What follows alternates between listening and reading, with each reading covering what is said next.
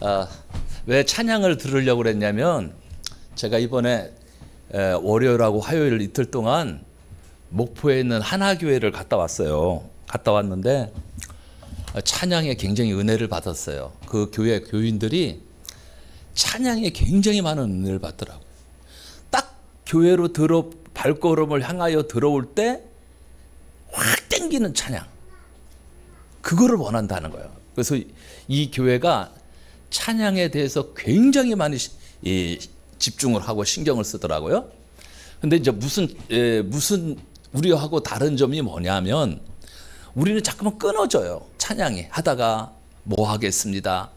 뭐 하겠습니다. 우리는 이렇게 하잖아요. 그러면서 찬양의 리듬이 끊어진다는 거예요. 그러면 안 되고 쭉 하고 콘티를 짜서 쭉 하고 방송실에서 앞에 띄워주니까 앞에 보고, 그리고 전부 악보 하나도 안 봐요. 그분들이 다 그냥 서서 앞에 모니터 있으니까 모니터에서 띄워주는 것만 보고 같이 하고, 이제 리더가 잘 하셔야 되겠죠. 리더가 뭔가를 머릿속에 다 집어넣고 하는데, 그래서 끊임이 없이 흐름이 없이, 그래서 그 교회에서 제일 장점이 뭐냐고 물어봤더니 찬양이라는, 그 찬양이 그렇게 중요하다고 그런 교육을 받고 왔습니다. 제가 갔던 이 목포 하나교회는 제 2년 후배더라고요. 2년 후배인데 이 교회는 굉장히 지금 코로나 기간 동안에도 40% 성장을 했고 40억짜리 멋진 교회를 잘 줬어요. 온 성도들이 전도해서 성장하는 그런 교회입니다. 은혜를 사모하고 막 교회가 살아서 막 역사하는 것이 보이는 거예요. 막 제가 막 제 마음에 막 그냥 얼마나 도전이 됐는지 모르겠어요. 막 또 어디 가서 개척 한번 하고 싶고 막 그런 마음이 막 들 정도로 막 엄청나게. 근데 우리가 했던 거 그대로예요. 우리 교회에서 했던 건데 우리는 약간 안 됐고 여기는 된 거예요. 근데 처음서부터 됐냐? 그건 아니에요. 그 왜 우리는 안 되고 저쪽 교회는 됐을까를 제가 분석을 나름대로 했어요. 똑같잖아요. 전도해서 정착시키고 양육해서 제자해서 재생산 삼는 거. 우리 교회가 가졌던 표가 저거 아닙니까? 그죠? 전도하여 양육해서 제자 삼는 교회. 우리 교회 표가 바로 이 교회에서 하는 것이었어요. 자, 그런데 제가 이거 안 넘어간다?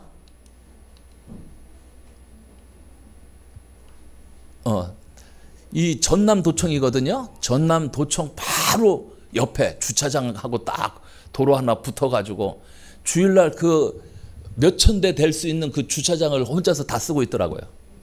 어마어마한 교를. 자, 이렇게 40억 들여서 잘 교회를 잘 져놨어요. 1층에는 카페도 멋지게 하고 있고, 이 내부 실내가 이렇게 돼서 액정 비전 딱 해가지고 멋지게 하고 있습니다. 전체적으로 그렇게 예배를 잘 드리고 있고. 예. 자, 이 교회를 보면서 현재 이 교회가 계속 성장하는 이유가 무엇일까? 사실은 뭐 제가 은퇴를 앞두고 제가 뭐 세미나 가서 뭐 하겠습니까? 간 이유가 있어요. 우리 이 목사님이 조금 이렇게 데스크형이라 전도할 수 있도록 전도 동기를 부여해 주려고 내가 같이 따라갔던 거예요. 그리고 소문이 잘 났어요. 우리 동기 목사님들이 수원에서 우리 물군원 하는 목사님도 강 목사님 꼭 거기 한번 세미나 가서 들으시라고. 또 다른 교회 목사님들도 그런 얘기를 많이 해요. 굉장히 우리 교단에서만은 굉장히 부흥하고 잘 하는 그런 전도가 잘 되어지는 그런 모델적인 교회라. 그래서 일부러 갔었고, 또 우리 가서 보고 우리 교회하고 안 맞으면 안 되잖아요. 그래서 우리 교회하고 맞는가 안 맞는가를 제가 확인하러 가려고 했는데 우리 이재한 목사님의 감기가 너무 들어서 도저히 데리고 갈 수가 없었어요. 그래서 저하고 우리 임석주 목사님, 지난번에 작년에 부흥에 인도해 주셨던 우리 임석주 목사님하고 우리 중고등부 수련회 가는 통영시원교회 목사님하고 이렇게 셋이서 갔다 왔어요. 그분들은 왜 가셨냐 물어봤더니 사모 세미나를 갔는데 틀리더라는 거예요. 섬기는 게 틀리더라는 거예요. 그리고 이 교인들이 완전히 전도에 아주 그냥 열정적인 그런 열심을 갖고 있는 것을 보면서 자기네들도 도전 받으려고 간다고 그렇게 말씀을 해서 많은 은혜를 받고 왔습니다. 지금 그 교회는 40개의 셀을 갖고 있고 15개의 전도 소그룹 모임을 갖고 있어요. 근데 우리도 한 10개 정도의 우리 셀이 있잖아요. 근데 우리는 뭐가 없냐? 전도 소그룹이 없는 거예요. 전도 소그룹, 전도 모임. 거기도 월, 화, 수, 목, 금, 토 전도해요. 월, 화, 수, 목, 금, 토 우리 교회처럼 전도를 하고 있어요. 근데 그들은 이제 어떻게 전도냐면 거점 전도. 하루는 학교 전도, 하루는 거점 전도. 그래서 학교 전도도 하는 걸 보니까 그냥 나가서 전도지 한 장 주고 뭐 그렇게 하는 전도가 아니고 게임 전도. 그 앞에서 게임하고 선물 주고 막 이렇게 해가지고 걔들을 이렇게 관계를 맺는 그런 전도를 하고 있더라고요. 거점 전도는 아침부터 저녁까지 해요. 저녁 5시까지. 하루 종일 그 한 거점을 탁해서 거기서 하는 거예요. 빈대떡도 부쳐주고 뭐 붕어빵도 거주고 할 수 있는 건 다 해요. 그래서 집중적인 거점 전도. 근데 이제 그분이 하시는 말씀이 우리 교회가 겪는 것하고 똑같죠? 우리가 노방전도에서 무슨 뭐 몇 사람 데리고 오고 그런 건 아니잖아요. 뭐 하는 거예요? 사람을 만나는 거예요. 접촉, 관계를 맺는 거예요. 관계. 그래서 이 관계를 맺는 사람들을 초청했죠. 우리는. 사실은 이번에 우리 초청주일에 좀 많이 이렇게 오셨고 또 등록도 하고 그러시지만 진짜 안 됩니다. 다른 교회도요. 1명, 2명. 내가 물어보잖아요. 호산나 비전교회 물어봤더니 2명 전도했대. 2명 등록했대. 저 거제 평강교회 물어봤더니 거기도 2명 했대. 2명. 그것도 2명도 큰 거래. 지난번처럼 우리처럼 하나도 안 됐대. 요즘에는 그렇게 초청주의를 해도 안 되는 거예요. 근데 왜 이 교회는 되느냐? 이 교회는 어디로 초청을 하냐면 팀이 전도라는 거예요. 팀이.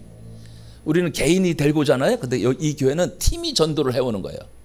그게 뭐냐? 전도 소그룹을 통해서. 셀에서 자원하는 사람들을 한 4-5사람을 뽑아요. 그래서 하나의 소그룹 모임을 만들어요. 그 소그룹 모임에서 10주 동안 무장하고 기도하고 그 다음에 준비해서 한 분 한 분 소그룹으로 초청을 해서 소그룹에서 복음 전하고 그 복음을 듣고 환영을 받은 사람들이 계속 다니기도 하고 거기서 멈춰주기도 하고 한 번 방문한으로 끝나기도 하고. 근데 이분들을 포기하지 않는 거예요. 금년에 했으면 내년에 또 데리고 가고 그 다음에 또 데리고 가고. 그래서 한 명 한 명 건졌는데 이 교회가 작년에 한 해 동안 76명을 등록을 시켰어요. 등록도 그냥 뭐 우리처럼 그렇게 막 이렇게 등록 카드 줘서 등록시키는 게 아니고 본인이 자발적으로 등록할 때까지 기다려요. 이번에 1년 걸렸대. 1년. 아직도 우리도 지난번에 오셨던 분 한 3-4분이 아직도 등록하지 않고 등록카드 안 내고 그냥 출석만 하고 계시는 것처럼 그냥 무조건 기다려주는데 1년을 기다려주는 거예요. 1년 걸렸대. 본인이 나 등록하겠습니다. 이렇게 해서 등록한 게. 그러면 등록하면 이제 새가족 학교, 섬김이 학교 시작하고 새가족 학교 4주 끝나면 새가족 행복학교 시작하고 그거 마치면 새가족 정착학교 또 시작해서 말씀 공부시키고 말씀으로 다져진 사람들 중에 치유 수양회 하고 그 다음에 이제 제자대학 1학기, 2학기, 3학기를 통해서 완전히 재생산할 수 있는 그런 제자로 키워내는 거예요. 우리랑 시스템이 똑같았어요. 똑같아. 뭐 별로 다를 게 없어. 근데 왜 그분은 됐을까? 제가 올라오면서 곰곰이 생각해 보니까 그분은 선생을 잘 만났어. 선생을. 너무너무 개척을 해놓고서는 너무너무 어려워가지고 3년 동안 교회가 안 돼서 빚을 1억을 졌대요. 1억. 1억을 주고서 이제 도저히 안 된다. 이제 문을 닫아야 되겠다. 그리고 이제 직장을 둘 다 직장인을 들어가서 일단 빚을 좀 갚아야 되겠다라고 생각을 하고 사모님이 이제 먼저 기도를 하기 시작했대요. 하나님, 왜 이렇게 교회 문을 닫게 하십니까? 어느 날 주님이 말씀하시더라는 거예요. 우리 사모님한테, 야, 너 교회가 무엇하는 곳이냐? 예, 교회가 기도하고 전도하는 곳입니다. 말씀 전하는 곳이고. 그랬더니 너 그거 안 하지 않았냐? 거기서 아주 깊은 회개를 하고 계속 기도하면서, 또 이제 사모님이 기도하니까 목사님 따라서 기도하고, 그래 같이 기도하면서 이 마음에 전도해야 되겠다는 불이 붙기 시작했대요. 근데 하필 그때 자기 언니가, 사모님의 언니가 전화가 왔더래요. 야, 내가 빌립 전도라는데 그거 내가 등록해놨는데 내가 애 때문에 도저히 갈 수가 없으니까 네가 대신 가라. 내가 돈 다 내놨다. 너 그냥 가서 네가 대신 교육 받아라. 또 네 사모 아이가. 그래가지고 본인이 빌립 전도 교육을 받고, 그러고 나서 전도를 했더니 개미 새끼 한 마리 안 오는 교회가 10명이 전도가 되더라는 거예요. 얼마나 좋았겠어요. 창고를 빌려서 이제 그 하는데 막 쥐가 왔다 갔다 하고 막 그런 데였었대요. 그런데 아무도 안 오던 교회가 10명이 들어서고, 그래서 이제 목사님도 충격을 받아가지고 목사님도 같이 나가서 그 교육받고 같이 전도하고, 그러니까 20명, 30명이 이렇게 전도가 되어지더라는 거예요. 그런데 자기네들끼리 맨날 싸우는 거예요. 이게 오합지졸이라. 이게 양육이 안 돼 놓으니까 이게 전부 초신자들이라. 어디 다니던 교회 다니던 사람들이 아니고 다 초신자들만 데려다 놓으니까 어떻게 신앙생활 해야 되는지를 모르는 거예요. 그때까지만 해도 제자 훈련에 대해서 생각지도 못했대.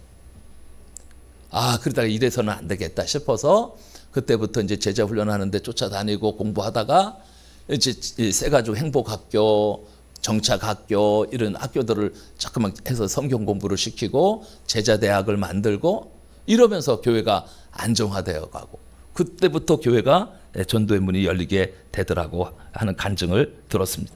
지금은 셀 40개의 전도 소그룹만 15개 있습니다. 작년 교인은 한 250만 명, 250명. 그리고 교회당은 40억 들여서 교회당을 잘 줘놨습니다. 이 교회의 가장 큰 동력이 뭐냐고 살펴봤더니 전도죠. 전도.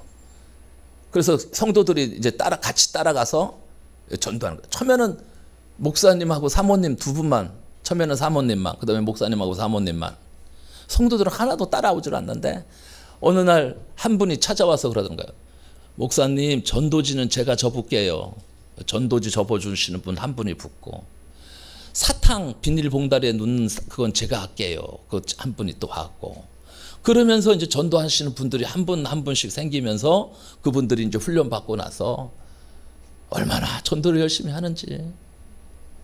우리 그 지금 해금강 영광교회에 있는 그 목사님이 그 교회 부목사로 있어가지고 물어봤더니만은 아주 뭐 교인들이 그냥 전도에 잠깐 반 미쳐 있다시피 그렇게 전도를 열심히 했다는 거예요. 그러면서 전도 소그룹을 통해서 계속 이제 길가에서 만난 사람들을 전도 소그룹으로 끌고 가고, 그러면서 교회가 계속 성장해지고, 지금은 이제 교회당을 잘 져가지고 또 크고, 그 동네에서 제일 크고 또 바로 전남도청 옆에 있고, 그러다 보니까 이제 그런 시너지 효과로서 외부 사람들이 많이 오기도 하고, 그래서 또 하나의 동력은 뭐냐면 기도 동력이었어요. 기도.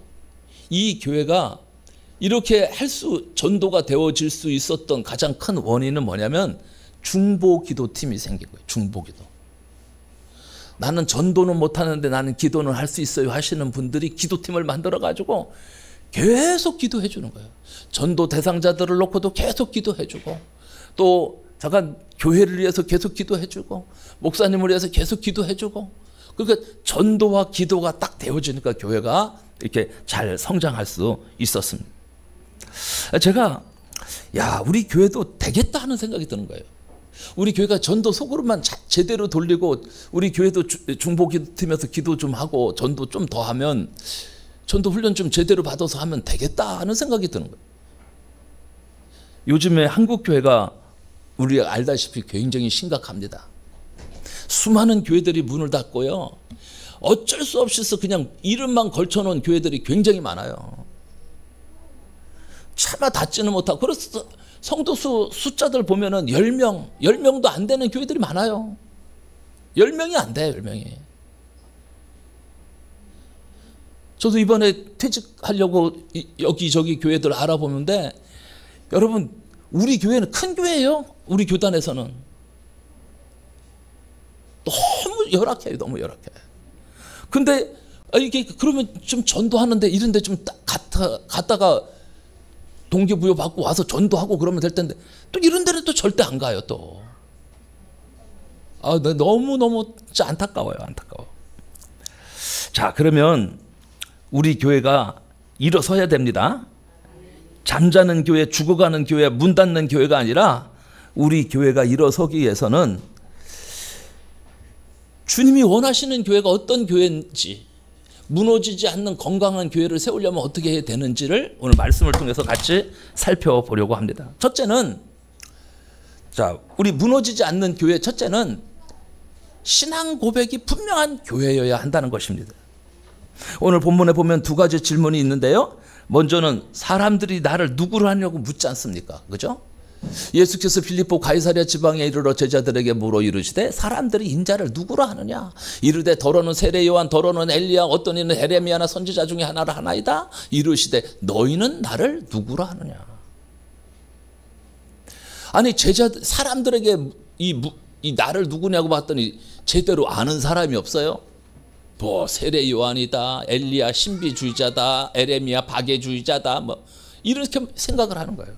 그래서 제자들에게 묻습니다. 제자들, 너희들은 내가 누구야? 그랬더니 그때 성격이 급한 베드로가 고백합니다. 주는 그리스도시요 살아계신 하나님의 아들이시니다 라는 믿음의 고백을 하는 거예요. 어이구, 이 고백이 얼마나 대단한 고백인지. 자, 십자가의 고통과 죽음 앞에 둔 이 상황에서 제자들은 나를 누구라고 생각하는지 묻고 계신 그 주님 앞에 주저하고 있을 때 바로 이 고백을 하는 거예요. 주는 그리스도시요 살아계신 하나님의 아들이십니다. 자, 구약에 보면 취임할 때 양뿔에 기름을 부어서 세우는 직업이 있죠. 세 가지 직책입니다. 왕, 선지자, 제사장. 이 직분을 다 가지고 있는 자가 그리스도라고 하는 거예요. 그리스도는 왕의 직분, 선지자의 직분, 제사장의 직분을 다 가진 거예요. 그분이 누구냐? 그분이 바로 예수 그리스도라고 하는 것입니다. 그래서 예수님은 누구냐? 예수님은 우리가 잘 알잖아요. 예수님은 우리를 죄에서 구원할 자이신데 그는 이 세 가지를 직분을 다 갖고 계신 이것을 그리스도의 삼중직이라고 말하는 거예요. 예수님은 한마디로 말하면 모든 문제의 해결자시다. 예수님은 모든 문제를 해결해 주실 수 있는 분이세요. 여러분 지금 어떤 문제 속에 지금 고난을 당하고 있습니까? 건강의 문제예요? 경제적인 문제예요? 자녀의 문제예요? 취업의 문제예요? 뭐가 문제예요? 그 문제를 해결해 주실 수 있는 분이 누구라고요? 예수 그리스도라고요. 인생의 해답이 뭐라고요? 예수 그리스도라고요. 자, 이스라엘 백성들은 자신들에게 바른 진리와 가르침을 통해서 변치 않고 가치 있는 진리로 인도할 지도자를 찾았습니다. 그러나 이 땅에서 그들이 경험한 선지자는 진실하지도 않았고 진리를 가지고 바르게 인도하는 사람도 없었습니다. 그래서 진정한 진리로 자신들을 방황하지 않게 할 뿐만 아니라 바른 길로 인도할 선지자를 그들이 오래도록 기다렸어요. 그리고 이스라엘 백성들은 참된 제사장을 기다리고 있었습니다. 자신들의 삶의 크고 작은 고통과 아픔의 문제를 해결해 줄 수 있는 그런 제사장을 찾고 있었어요. 자기들의 문제를 해결해 줄 수 있는 제사장. 바로 이분이 메시아였습니다. 그래서 오늘 이 베드로는 말씀합니다. 예수님이야말로 우리가 기다렸던 그런 그리스도시며 기름 부음 받은 사람이며 우리가 기다려왔던 그런 메시아시다 라고 고백을 하는 것입니다. 그래서 18절에 이런 고백을 하는 거예요. 또 내가 내게 이르노니 너는 베드로라. 내가 이 반석 위에 내 교회를 세우리니 음부의 권세가 이기지 못하리라. 음부의 권세가 이기지 못하리라. 가톨릭은 이 반석 위에 내 교회를 세운다는 것을 베드로라는 사람 위에 세운다는 의미로 해석해서 베드로를 초대 교황으로 베드로를 인정하고 그 사도권을 계속해서 교황들이 이어받습니다. 반면에 종교개혁자들은 베드로의 이 고백 위에 교회를 세운다고 해석하셨어요. 여러분, 오늘 우리가 살아갈 때 우리가 정말 기다리고 있는 사람이 있습니까? 여러분, 자신이 정말 섬기기를 원하는 그분을 우리가 기다리고 있습니까? 우리는 누군가를 섬기면서 인생을 살아가고 있습니까? 우리를 보호하시고 인도하시며 진정한 피난처가 되시는 그 왕, 내가 언제든지 섬기고 복종할 수 있는 그 왕을 우리는 기다리고 있습니다. 만왕의 왕이시고 만유의 주가 되신 분이십니다. 우리가 섬기지 말아야 할 대상을 섬기게 되면 우리 인생은 파멸로 들어가는 거예요. 내가 섬겨야 될 것이 무엇일까요? 우리 만왕의 왕 만유의 주를 섬겨야 되는데 정욕을 섬깁니다. 돈을 섬깁니다. 그죠? 그러다 보니까 내 인생이 망가지는 거예요. 여러분, 우리에게 진정한 선생님이 필요하지 않습니까? 내가 내 인생을 살아가면서 이것이 옳다고 따라갔지만 그 인생 끝에는 절망만 있었습니다. 거기에는 희망이 없고 생명이 없었습니다.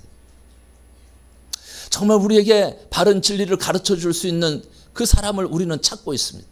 우리의 부모님, 선생님들도 때론 우리에게 상처와 아픔도 줍니다. 인간이란 고통을 줄 수밖에 없는 연약한 존재이기 때문입니다.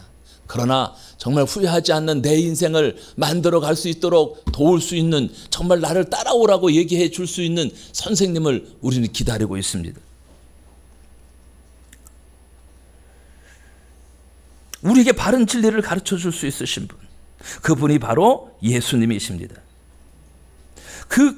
우리의 죄악을 씻어줄 수 있는 그 제사장 되시는 그 주님, 성경에서는 바로 그분이 예수님이시라고 말씀하시고 그 고백 위에 교회가 세워진다고 말씀하고 있습니다.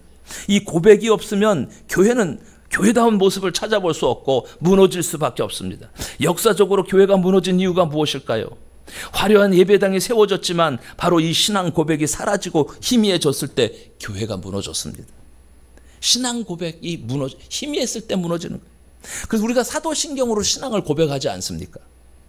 이 신앙 고백이 형식적이 되고 굳어버릴 때 교회는 병들어 갔습니다.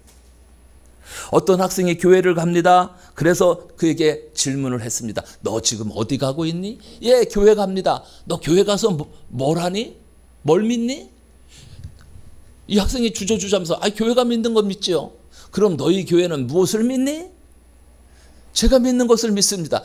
그럼 너희 교회와 너는 무엇을 믿니? 예, 우리가 믿는 것을 믿습니다. 여러분, 답이 나옵니까? 안 나옵니까? 안 나옵니다. 이 시대의 대답이 어떻습니까? 여러분의 고난과 이익 앞에서 그때 예수님은 여러분에게 누굽니까? 주는 그리스도시요 살아계신 하나님의 아들이십니다. 정말 그리스도가 나의 구세주라고 하는 그 고백이 우리의 삶 속에서 드러나야 되는 것입니다. 너무나 많은 분들이 사실은 예수님을 모릅니다. 예수님을 알아야 되는데 예수님을 모르는 거예요. 예수님이 누구시라고요? 나의 구세주, 나의 구원자, 내 문제의 해결자. 그래서 이분에 대해서 공부를 해야 돼요. 예수님에 대해서 공부를 해야 돼요. 훈련을 받으셔야 되고. 예배가 너무너무 중요하지만 예배만 갖고 안 되니까 따로 공부도 또 필요한 것입니다. 사랑하는 여러분, 정말 내가 존경하고 복종할 그 대상이 누구십니까? 나를 보호해 주실 그분, 내 모든 짐을 대신 짊어지실 그분, 나에게 진리의 길을 인도해 주실 그분, 그분이 바로 예수님이십니다. 여러분, 바른 신앙 고백 없는 사람은 그 신앙 고백 위에 다른 삶이 없으며 결단이 없습니다. 자신이 당하고 있는 고난 앞에 무너져 버리며 자기 이익 앞에, 자기 정욕 앞에, 자신만이 이루려고 하는 그 목적 앞에, 자신의 얄팍한 지식과 경험 앞에 여지없이 무너지고 말 것입니다. 자신이 생각하기에 옳은 것이 구세주 되신 예수님을 부인하는 일들이 얼마나 많은지 모릅니다. 이 근본적인 신앙 고백이 없을 때 교회와 심령들이 무너져 버리게 되어 있습니다. 예수 그리스도가 나의 구세주가 된다는 이 신앙 고백을 우리의 삶의 현장에서 날마다 드려야 됩니다. 예전에 우리 교회 다른 교회 다니는 권사님이 오셔서 우리 전도 훈련 시켜주시면서 그분이 하신 말씀이 있어요. 자기는 매일 아침 주님을 영접한다는 거예요. 주님을 영접하고 또 영접하는 것을 재영접설이라고 그래요. 신학적으로는 맞지 않아요. 주님은 한 번만 영접하는 거예요. 주님이 한 번 내 속에 들어오면 떠나가지 않습니다. 주님이 우리의 아버지가 되시면 내가 너를 호적에서 파내겠다 이렇게 말씀하시지 않는다니까. 한 번 구원은 영원한 구원이다라고 우리가 얘기를 하는 거예요. 근데 그분은 매일매일 주님을 영접하는 거예요. 확인하는 거예요. 확인하면서 다시 한번 믿음의 고백을 하는 거예요. 예수님, 당신이 나의 구세주십니다. 나의 구원자십니다. 내 문제의 해결자십니다. 라고 매일매일 우리의 입술을 통해서 고백할 수 있는 거예요. 그 고백이 여러분에게 있기를 바랍니다. 고백하셔야 돼요. 아니 1000번이 아니라 10,000번이라도 고백할 수 있어요. 그걸 신학적으로 맞다 틀리다 이단이다 아니다 따질 필요가 없어요. 내 신앙에 고백이 없다면 다시 한번 고백하시면 돼요. 내가 정말로 존경하고 복종할 대상인지. 여러분, 바른 신앙의 고백이 없는 사람은 그 신앙 고백에 따른 삶이 없으며 결단이 없습니다. 자신이 당하고 있는 고난 앞에 무너져 버리며 자기 이익 앞에, 자기 정욕 앞에, 자신이 이루려고 하는 그 목적 앞에, 자신의 얄팍한 지식과 경험 앞에 여지없이 무너져 버리게 되어 있습니다. 예수 그리스도가 나의 구세주다. 이런 신앙의 고백은 우리의 신앙을 견고하게 만들어 주십니다. 그리고 이 신앙의 고백의 터위에 교회가 세워지고 이 신앙의 고백을 가지고 신앙생활 할 때 하나님께서 우리의 모든 문제들을 해결해 주시기 시작합니다. 이게 믿음이에요. 믿음.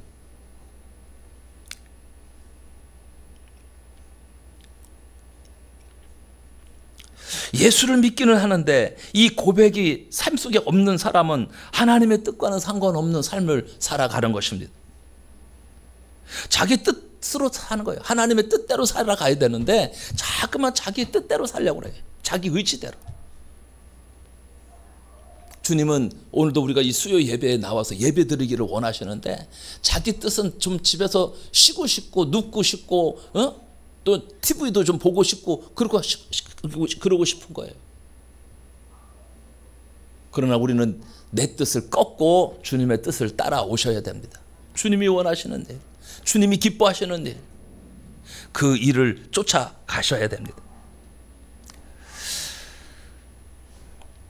예수를 믿기는 하는데 이 고백이 삶 속에 없는 사람은 하나님의 뜻과 상관없는 자신의 계획대로 정욕대로 일을 합니다. 그래서 실패합니다.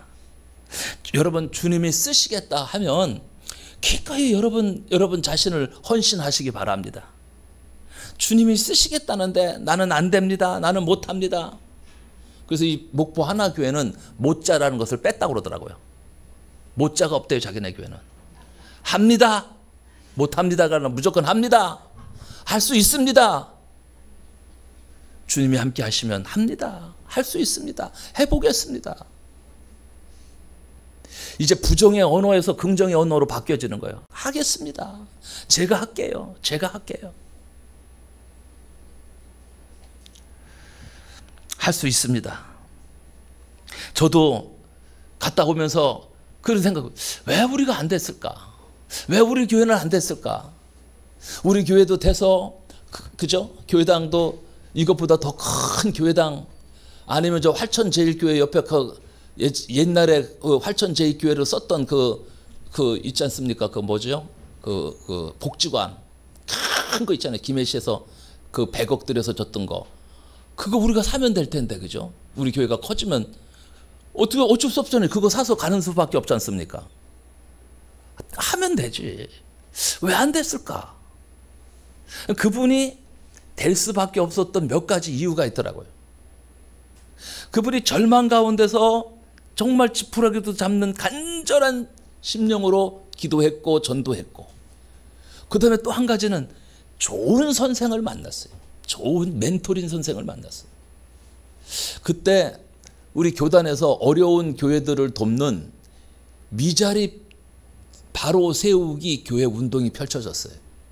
그래서 서울에 큰 교회 목사님이 그게 주동이 되셔서 이분이 그 헌신하셨어요. 그 작은 교회들을 세워서 멘토해주고 코칭해주고 그 교회들이 설 수 있도록 많이 도와줬단 말이에요. 근데 이분이 그분을 만난 거예요.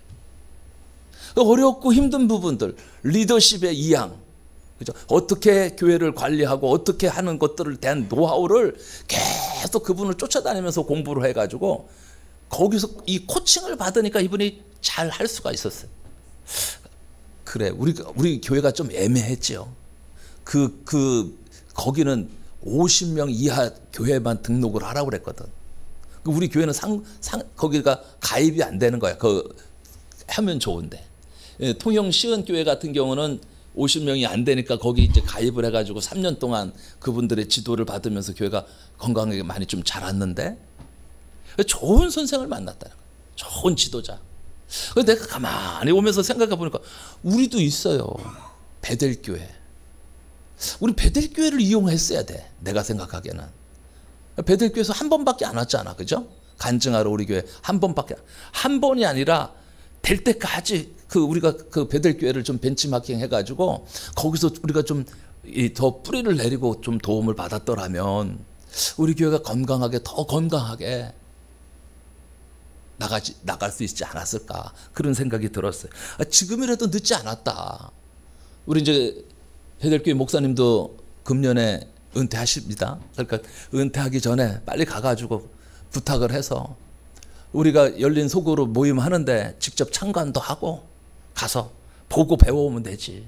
멀지도 않잖아요. 그죠? 1시간 거리니까 가서 1시간 같이 참여하고 보고 배워오면 돼. 그런 좋은 기회가 있는데 그걸 생각을 못하고 있었어. 내가 오면서 가만히 생각, 어떻게 하면 될까? 어떻게 하면? 우리 교회가 어떻게 하면 다시 일어날 수 있을까? 더 힘차게. 그죠? 막 교회가 막 쌩쌩하게 살아 돌아가면 좋지 않습니까? 우리 이재현 목사 와서 이제 하드적인 부분들은 많이 보강이 됐어요. 유튜브도 뜨고 설교하는 것도 녹화돼서 다 들을 수 있고, 그런 것도 중요한데 더 중요한 것은 사실은 전도가 돼야 된단 말이에요. 그렇죠? 교회가 역동성 있게 전도가 되어지려면은 우리가 다시 한번 점검하고, 금년에는 전도 속으로 모임에도 우리가 참여하고 훈련도 받고 직접 가서 보고 부딪혀 보면서 교회가 잘 건강하게 세워졌으면 좋겠어요. 제가 부족한 부분들을 또 우리 이제 이 목사가 잘 세워주고 건강하게 잘 세워주고 그러면 훨씬 더 교회가 건강하게 아주 든든히 잘 서갈 수 있을 거라고 저는 생각을 합니다. 자,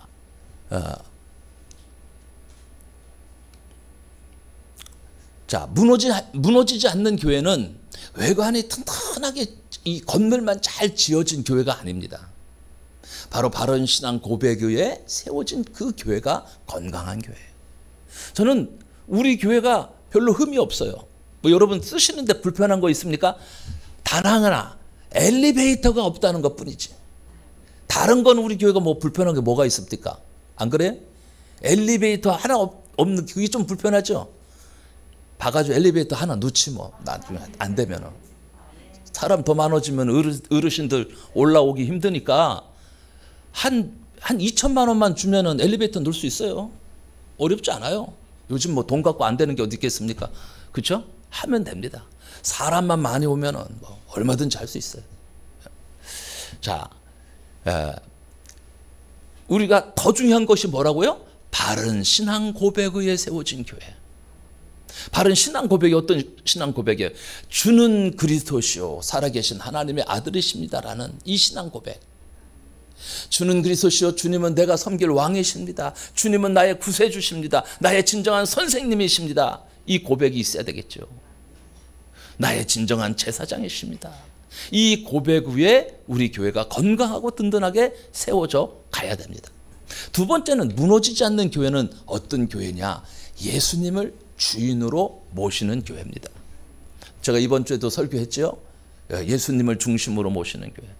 그죠? 말씀을 중심으로 모시는 교회, 성령님을 중심으로 모시는 교회, 그 교회가 건강한 교회예요. 우리 교회는 예수님을 주인으로 모시는 그런 교회가 되어야 합니다. 참 얼마나 감사합니까? 제가 너무 똑똑하지 않는 것도 너무 감사하지 않아요? 목사가 주인 되는 교회 됐으면 어떻게 될 뻔했어요? 그거 안 된 것만도 감사하잖아요. 우리 교회는 누가 주인이시다? 예수님을 주인으로 모시는 거예요. 너무 감사하죠? 자, 18절을 보십시오. 예수님이 내 교회를 세우시겠다고 그랬어요. 목사의 교회, 장로의 교회를 세운다 하지 않았습니다. 청년의 교회를 세운다 하지 않았습니다. 내 교회, 예수님의 교회를 세운다고 말씀하셨어요. 예수님께서 주인 되시는 그 교회, 그 교회는 주님이 세우시는 교회입니다. 주님이 세우시면 무너지지 않는 교회가 되어집니다. 건강한 교회를 이루어야죠. 오면은 영혼들이 살아나는 교회, 죽었던 영혼들이 살아나는 교회, 소망이 없던 영혼들이 소망을 갖는 그런 교회가 되어야 됩니다. 예수님께서 우리 교회의 주인이십니다. 우리는 언제든지 그 고백이 되어 있어야 돼요. 자신이 교회의 모든 일을 주장하려고 해서는 안 됩니다. 교회는 자기의 목적을 이루는 수단에 불과하기 때문에 그저 교인은, 성도는 자기가 맡은 일을 꾸준히 오래 하다 보면 되는 거예요. 주님이 시키는 대로 하시면 되는 거예요.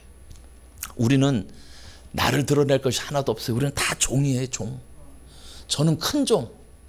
저는 좀 많이 섬겨야 될 큰 종. 그죠? 여러분은 좀 작은 종.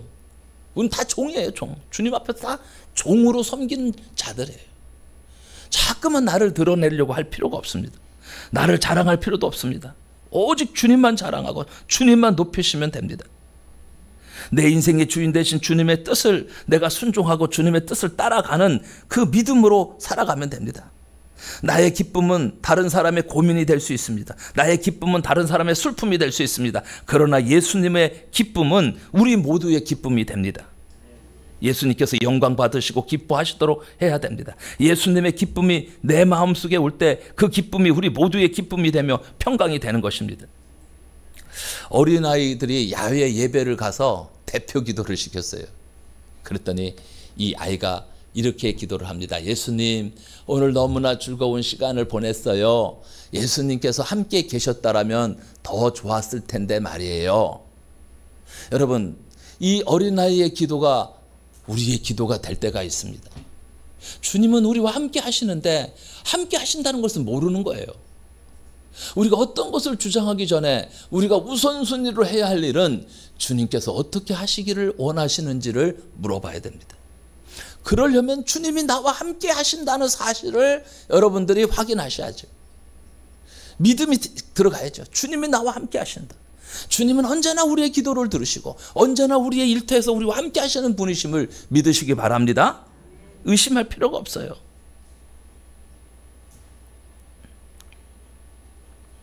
우리가 어떤 것을 주장하기 전에 우리가 우선순위로 해야 할 일은 주님께서 어떻게 하시기를 원하는지 물어보는 것입니다.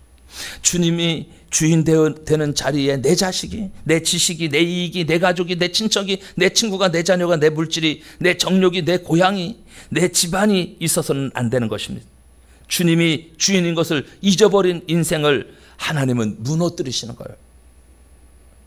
세 번째는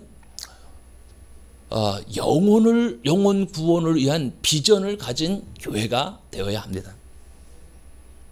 영혼을 살리는 교회, 그죠? 영혼이 살아나는 교회. 자살을 하려고 그러다가 교회 와서 살아났으면 얼마나 좋아요, 그죠? 한 영혼 살리는 거잖아. 교회에 있어서 교회 왔더니 쫄딱 망했다가 아니라 쫄딱 망한 영혼들이 와서 살아나야죠. 일어나야죠. 빛을 봐야죠. 주님께서 제자들에게 남기신 과제가 즉 의대한 사명이 무엇일까요? 영혼 구원에 초점을 맞추는 것이었습니다. 마태복음 28장 19절로 20절을 같이 한번 읽습니다. 그러므로 너희는 가서 모든 민족을 제자로 삼아 아버지와 아들과 성령의 이름으로 세례를 베풀고 내가 너희에게 분부한 모든 것을 가르쳐 지키게 하라. 볼지어다 내가 세상 끝날까지 너희와 항상 함께 있으리라 하시니라. 아멘. 주님이 마지막으로 명령하신 게 뭐예요? 제자 삼으라는 거예요. 제자 삼으라.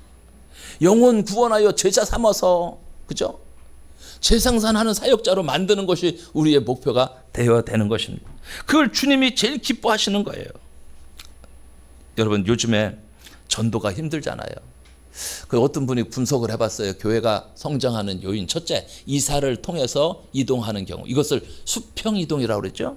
다른 교회는 이렇게 받아들이는 거예요. 우리 강영균 목사가 분당 우리 교회에 있을 때 그 교회는 다른 데서, 그 주변에서 다른 교회 다니던 사람이 못 오게끔 해놨어요. 그래서 이 부모들이 꾀를 짜냅니다. 애들만 보내는 거예요. 애들만. 그러고서 나중에 이렇게 오는 거예요. 절대로 못 오게끔 했어요. 지금 있는 교회도 지금 이제 일산에 주님의 교회에 있는데 제가 물어보잖아요. 야, 너희 교회 전도 어떡하냐? 우리는 전도 안 하는데요. 전도 안 하는데도 사람들이 꾸역꾸역 모여온다는 거예요. 하루에 10명도 등록하고 15명도 등록하고 정신없이 뛰고 있다. 자, 두 번째는 생리적 성장입니다. 자녀를 많이 낳아서 성장하는 것이죠. 우리 교회 5명 있는 가정이 2가정이나 있어서 이분들이 그 포지션을 많이 차지해 주셔서 우리 주일학교가 그래도 잘 성장하고 있는 거예요. 이런 교회가 많이 없어요, 사실은. 한 교회에 5명 자녀를 둔 그런 부모가 어디 교회에 흔하겠습니까? 우리 교회가 대단한 교회죠. 네. 그 자녀들을 많이 낳는 거예요. 요즘은 자녀들 안 낳잖아요. 결혼해도 자녀를 안 낳지 않습니까? 자, 세 번째는 컨버징 그로스라고 그래가지고 전도자로 인해서 믿지 않던 사람들이 예수를 영접해서 신앙생활해서 성장시키는 거예요. 우리 교회는 바로 이 컨버전 그로스가 돼야 돼요. 전도를 통해서 예수 믿는 사람들을 세워야 돼요. 우리 교회는 사실 다 거의 다 초신자 아닙니까? 그죠? 다 거의 다 초신자들이잖아요. 그래서 어떻게 보면 우리 교회가 이렇게 좀 그래도 건강하게 깨끗하게 잘 성장할 수 있었어요. 그 너무 감사한 거예요. 우리는 더 많은 사람들을 전도해야 됩니다. 그것이 하나님께서 우리에게 요구하시는 거예요. 예수님의 마지막 유언은요, 복음을 전하라는 것이었어요. 죽어가는 영혼에게 예수 그리스도를 증거하라는 것이었습니다. 이 땅에서 정말 섬길 사람을 찾지 못하고 섬길 대상을 찾지 못해서 산이나 바다나 물질을 섬기는 저 사람들, 그래서 자기의 인생이 파멸의 길로 가고 있는 것을 알지도 못하는 저 사람들에게 예수님을 가르쳐 주라는 거예요. 예수님을 알려주라는 거예요. 여러분, 이것처럼 값어치 있는 게 어디겠어요? 가치 있는 게 어디겠어요? 이것을 위해서 여러분, 우리는 헌신해야 됩니다. 물질도 여기에 좀 써야 됩니다. 그 제가 이번에 갔다 오면서 많은 생각을 했어요. 전도 훈련 받아야 되겠다, 교회에서. 내가 좀 부족하면 전도 전문 강사를 초빙해서라도 한번 해야 되겠다. 뭐 우리가 없으면 손가락 빨지 뭐. 안 되면은 뭐 팔 수는 없더라도, 그죠? 우리가 다 같이 힘을 합해서 강사 초빙해서 전도 훈련 받고 다시 한번 이렇게 세웠으면 좋겠다. 돈을 가장 가치 있는 데다 좀 썼으면 좋겠다. 그런데 전도하는 데 써야죠. 우리가 다른 거 어디서 쓸 데가 있겠습니까? 전도보다 더 중요한 것이 어디 있겠어요? 영혼 살리는 일보다 더 중요한 것이 어디 있겠느냐는 것입니다. 주님의 유언. 주님이 유언이라는 것은 뭐예요? 그분이 죽을 때 가장 핵심적인 것, 가장 귀한 것을 얘기하지 않겠어요? 소크라테스는 뭐 죽으면서 유언이 내가 저희 옆집에 닭 한 마리 빌려다 먹었다 닭 갚아줘라 그랬다는데 그거 말고 정말 중요한 거 우리 자식들한테 무슨 유언을 남기고 싶어요?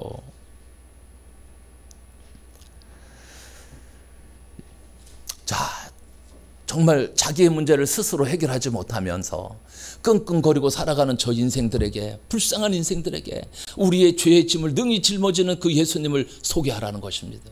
어디로 가야 할지 알지 못하고 방황해서 죽음의 길을 진리의 길로 착각한 채 방황하는 저 어리석은 사람들에게 오직 예수님만이 길이요, 오직 예수님만이 진리요, 오직 예수님만이 생명 힘을 알리라고 주님이 우리에게 요청하고 있는 거예요. 우리 이것을 해야 되죠. 그렇죠? 알고만 있는 게 아니라 해야 됩니다. 전도해야 됩니다. 생명 살려야 됩니다. 우리가 할 일이에요.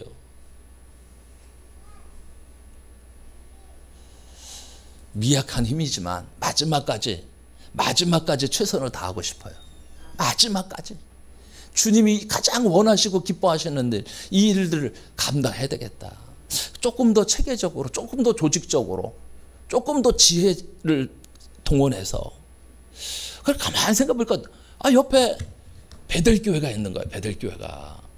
우리가 모델로 삼을 수 있는 교회. 내가 목사님한테 아직 얘기는 안 했는데 부탁하려고 그래요. 우리 셀 리더들 가서 직접 참관해서, 소그룹 모임에 참관해서 직접 눈으로 보고 같이 참여해보고, 그죠? 그래서 이렇게 하는 거구나 배워와서 또 하고 시행착오 나면 또 가서 배우고 그러면 될 것 같아요. 안 된다, 못한다, 이 부정적인 언어는 이제 삼가했으면 좋겠습니다. 우리 믿지 않는 사람들에게 신앙생활을 하자고 하면 먹고 살기 힘든데 무슨 교회 생활을 하는가라고 반문할 수도 있습니다.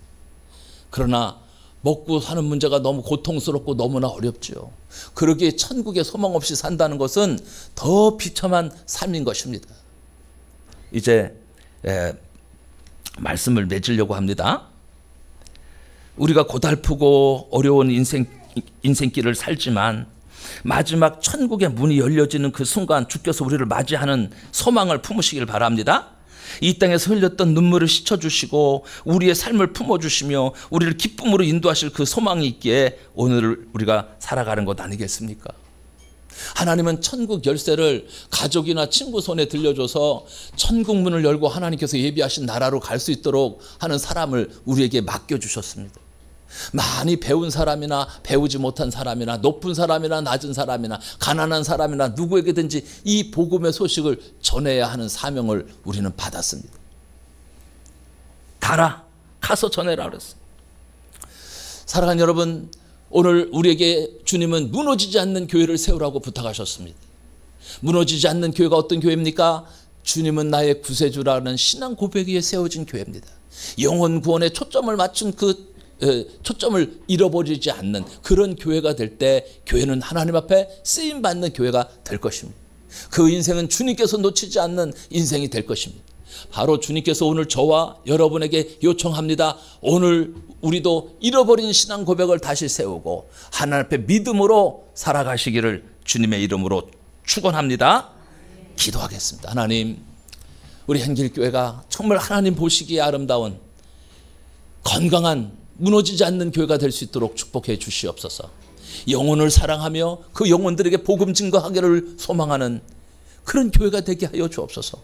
한길교회 모든 성도들이 한 마음 한 뜻이 되어서 영혼을 살리는 그 생명을 구원하는 이 일에 전심전력할 수 있도록 도와주옵소서. 우리 한길교회도 전도와 기도가 아버지여 동력이 되어서 우리 한길교회를 새롭게 일으킬 수 있도록 주님이 축복해 주시옵소서. 우리 모든 성도들이 이 귀하고 거룩한 사역에 함께 동참하게 하여 주시고 이 사역을 통해서 우리 한길교회가 부흥할 수 있도록 하나님 역사하여 주옵소서. 예수님 이름으로 기도드리옵나이다. 아멘.